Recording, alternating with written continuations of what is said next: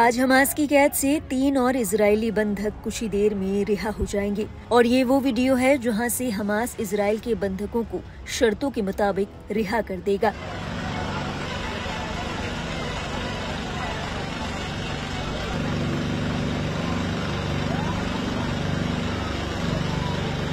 इस वीडियो पर गौर करें तो आप देखेंगे कि हमास ने इजरायल को जताने की कोशिश की है कि हमास अभी खत्म नहीं हुआ, हमास अभी जिंदा है। हमास के लड़ाकों को देखिए, पूरी वर्दी में बंधकों को रिहा करने आए हैं। हाथों में बंदूक है, मुंह पर काला नकाब। ऐसा लगता है कि ये इजरायली पीएम नेतन्याहू को चढ़ाने की पूरी तैयारी करके आए हैं। इसी के साथ वहां मौजूद भीड़ उन लोगों को देखने के लिए बेताब है जिन्हें रिहा किया जा रहा है। इस भीड़ में बड़ों के साथ बच्चे भी शामिल नजर आए। खबर है कि कुछ ही देर में हमास की कैद से 3 इजराइल बंधक गाजा से लौट जाएंगे।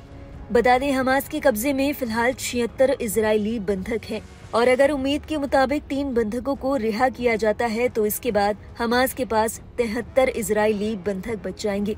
बता दें, हाल ही में मिस्र और कतर की मध्यस्थता के बाद हमास और इजरायल के बीच युद्ध विराम पर सहमति बनी है। हालांकि तकरीबन 1 महीने से रुकी हुई जंग के बीच नाजुक युद्ध विराम के टूटने का खतरा पैदा हो गया था।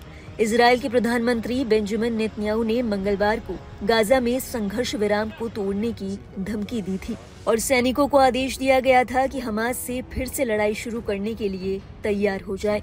खबर के मुताबिक उन्होंने ऐसा इसलिए कहा क्योंकि हमास इजरायली बंधकों को रिहा करने में आनाकानी कर रहा था। नेतन्याहू ने हमास को शनिवार तक का अल्टीमेटम दिया था।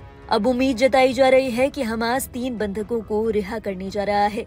रिहा किए जाने वाले बंधकों में ईयर हॉर्न, सुगई डेकिल चेन और साशा ट्रोफानोव नाम के लोग शामिल हैं। आपकी स्क्रीन पर दिख रही तस्वीरें गजा की है जहां पर हमास के लड़ाके इकट्ठा हुए हैं। जानकारी के मुताबिक बंधकों को रिहा करने की तैयारियां चरम पर हैं। इस मौके पर गजा के लोगों की भीड़ भी नजर आई।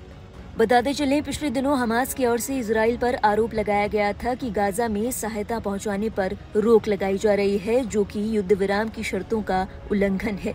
इसके बाद इजरायल ने भी फिर से लड़ाई शुरू करने की धमकी दी थी।